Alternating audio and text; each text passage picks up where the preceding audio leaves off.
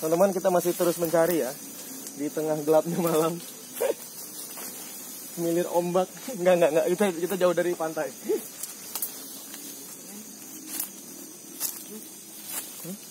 Oh iya, tutup jalannya. Kita track back teman-teman, ternyata jalanannya tertutup. Hah?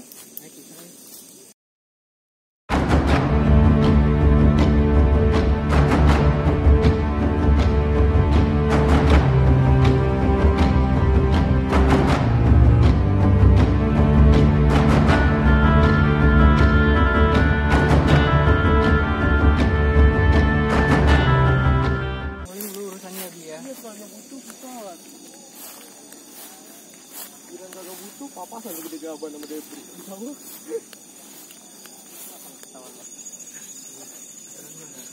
Santai aja dulu. Ini masih lanjut ya? Masih lanjut.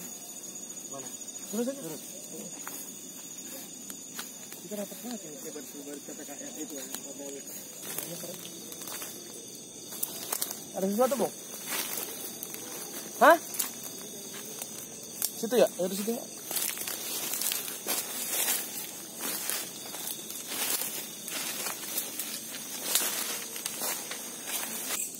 Oke teman-teman, balik lagi ke RB Reptile Channel. Sekarang kita ekspedisi di perbatasan antara Depok dan Bogor, masuk di Kabupaten Bogor, itu daerah Tajur Halang.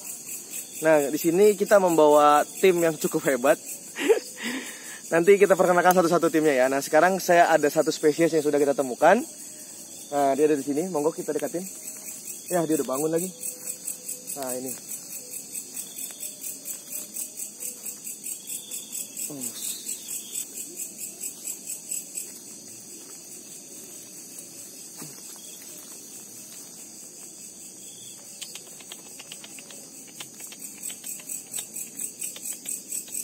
Ini dia.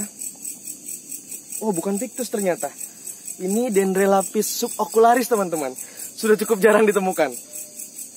Nah, ini. Ini dia.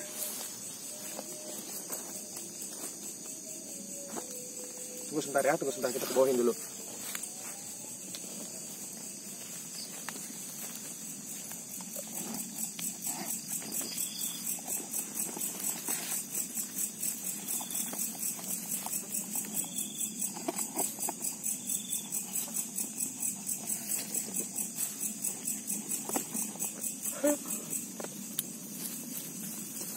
Oh.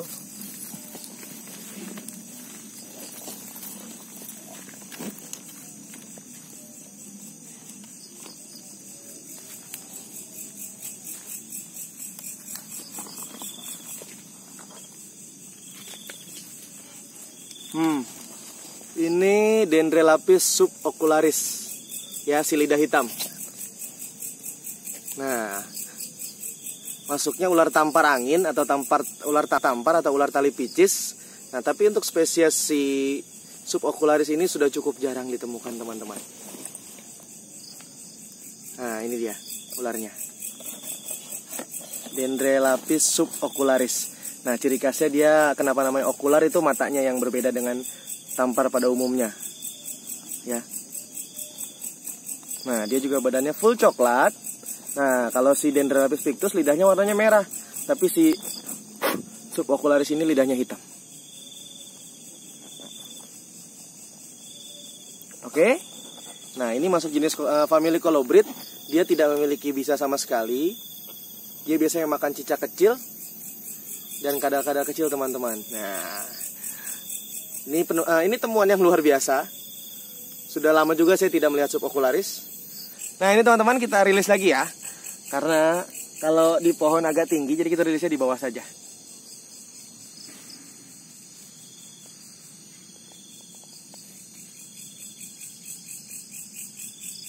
Bentar.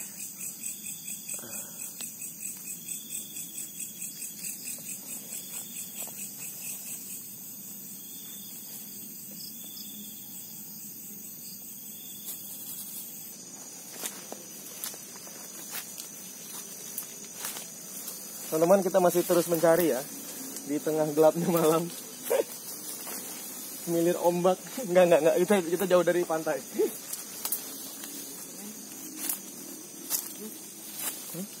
Oh iya, tutup. Tutup jalannya.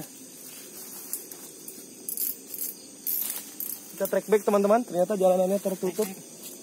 Hah? Ada jalan situ nggak? Nggak ada jalan ya? Nggak ada.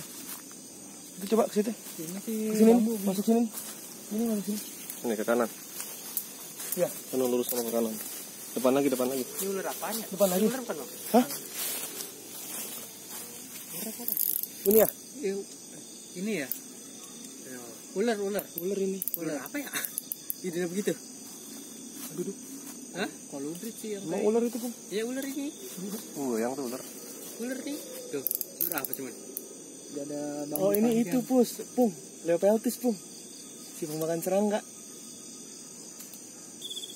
Teman-teman, tadi setelah kita rilis si tampar ekor hitam atau si subocularis, sekarang kita menemukan satu spesies lagi, teman-teman. Sini. Ini ularnya sangat lambat dan sangat mellow, kemayu. Nih ularnya ini. Nah, ini nih, teman-teman. Nah, saya di sini. Nah, kelihatan teman-teman? Kelihatan teman-teman di depan saya persis nih? Nah, Pareas carinatus, ular siput, teman-teman. Meskipun bentuknya seperti ular berbisa, Pareas carinatus atau ular siput, dia ular yang sama sekali tidak berbisa, teman-teman. Kita ambil dulu ya.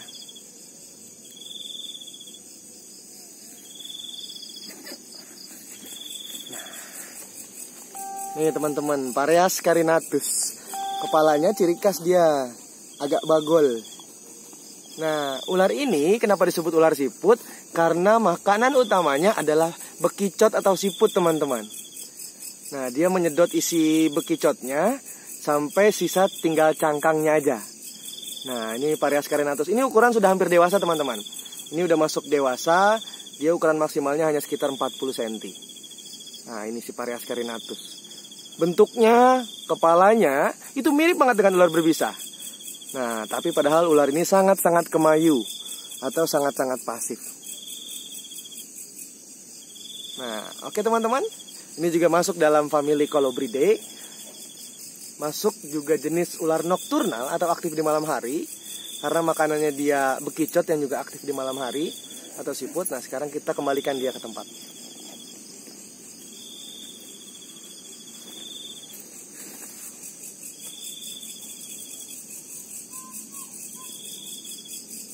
Oke teman-teman, kita lanjut jalan lagi.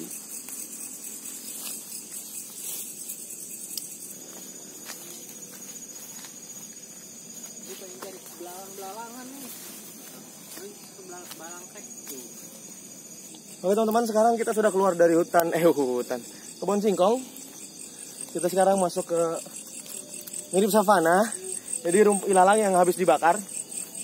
Kalau teman-teman ngelihat, kalau cukup terang, ini kelihatan ilalang yang habis dibakar. Hah? Mana dia? Jadi kita masih terus mencari beberapa spesies yang mungkin kita akan temukan lagi.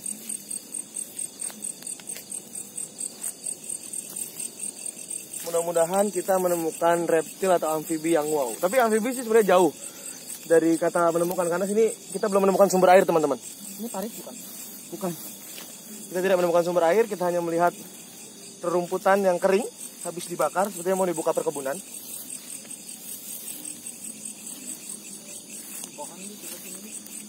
Pohon tunggal. Celepuk, bisa celepuk. Ini apa banget ini? Tarantula itu. Tarantula. Tapi lihat ada sarangnya nggak di atas? Nggak ada. Nggak, udah dipakai semut. Kalau masih tarantula dalamnya masih ada webnya kan? Di depan.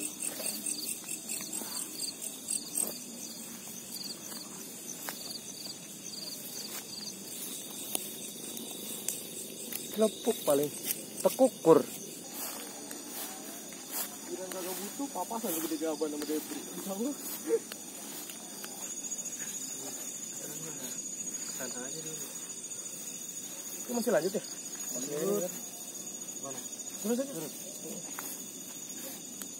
Kita dapat banget ya lebar PPKN itu ya.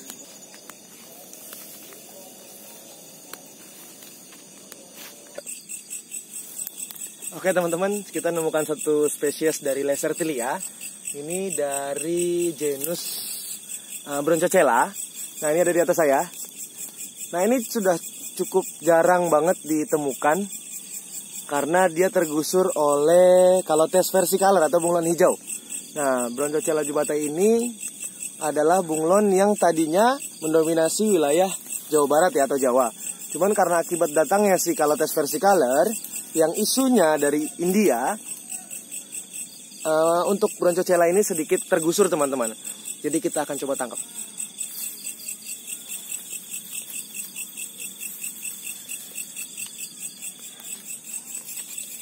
Nah, ini teman-teman. Ini Broncocela jubata. Nah, lihat warnanya cantik banget. Ada hijau, kemudian di sini ada merahnya. Nah, ini sudah sangat jarang ditemukan. Kenapa dia kalah dengan si Calotes versicolor? Broncocela ini bertelur hanya 2 butir teman-teman, 2-1 butir. Nah, kalah dengan si Calotes versicolor yang telurnya bisa mencapai 6-8 butir. Mereka sama-sama menanamkan telurnya di tanah, jadi harus turun ke bawah, ya. Nah, cuman karena dia kalah saing oleh si pendatang itu, spesies invasi itu, keberadaan dari Broncocela jubata sudah mulai minim atau mulai berkurang. Nah, dia cukup galak teman-teman. Nah, ini dia. Dia lagi bobok, kita ganggu. Lihat susunan giginya teman-teman. Walaupun halus, cuman nah, ini giginya. Nah, dia makannya juga serangga kecil, larva, ataupun insektivora yang lain ya. Kayak misalkan laba-laba atau kumbang. Nah, ini sudah ukuran dewasa dan sepertinya jantan karena warnanya cukup menarik. Nah, dia sudah mulai mimikri teman-teman. Warnanya sudah mulai menghitam. Beda tadi saat dia masih nangkring di atas pohon ya. Yuk kita rilis lagi. Kayaknya susah nih lepas dia di sini. Boy, awas boy, naik boy. Hop.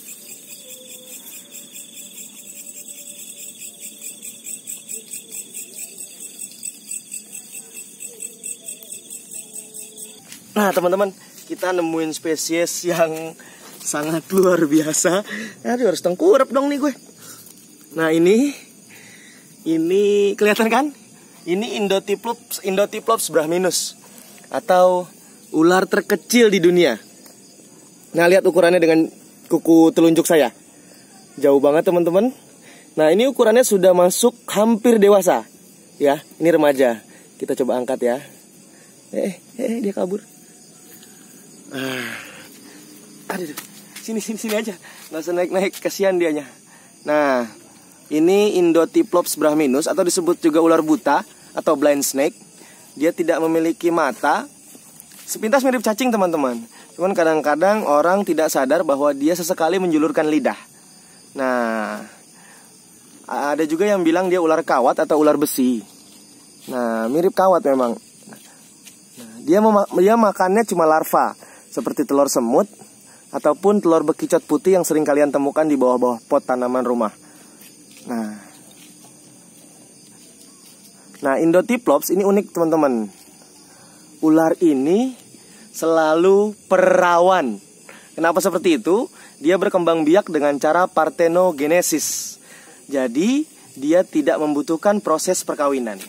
Ya, dan semua jenis Indotiplops brahminus berkelamin betina. Ya, jadi tidak ada jantan teman-teman. Nah, parthenogenesis bisa kalian browsing sendiri artinya apa. Ya, itu sebenarnya dia memiliki part sendiri. Jadi punya sel sperma dan sel ovarium sendiri di dalam tubuhnya. Jadi ketika dia sudah siap menggabungkan kedua sel itu, dia mampu berkembang biak. Ya, jadi ular ini yang dikenal sebagai ular yang selalu tetap perawan karena tidak ada pejantannya teman-teman. Nah, kelihatan nggak dia menjulurkan lidah sesekali? Kecil banget sih kepalanya. Nah, itu tuh dia ngejulurin lidah. Kelihatan nggak lidahnya melet-melet? Susah megangnya, takut mati. Ya, ini kita rilis lagi teman-teman, kita lepas. Nah, ini ularnya. Jatuh dia, nah tuh.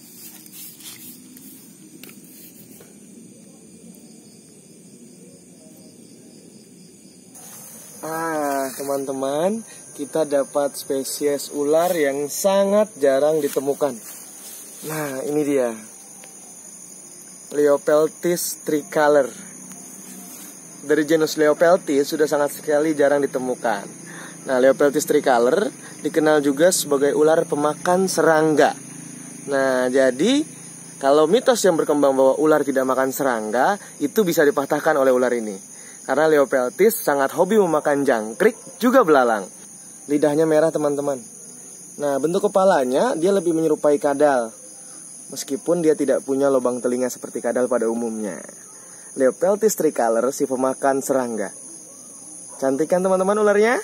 Ini sangat eksotis teman-teman dan sangat jarang sekali ditemukan.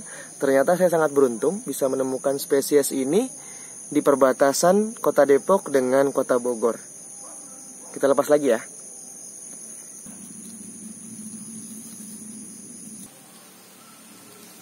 Oke teman-teman, akhirnya usai juga program kali ini atau materi kali ini tentang mengungkap apa saja reptil yang ada di perbatasan Kabupaten Bogor dan Kota Depok. Kita menemukan spesies-spesies yang unik dan spesies-spesies yang sudah sangat jarang ditemukan di perkotaan. Nah, jangan lupa like dan subscribe channel Arbi Reptil. Kemudian jangan lupa tekan tombol lonceng agar setiap ada program atau episode terbaru notifikasinya hadir di handphone Anda. Jangan lupa ya. See you. Assalamualaikum warahmatullahi wabarakatuh. Bye-bye.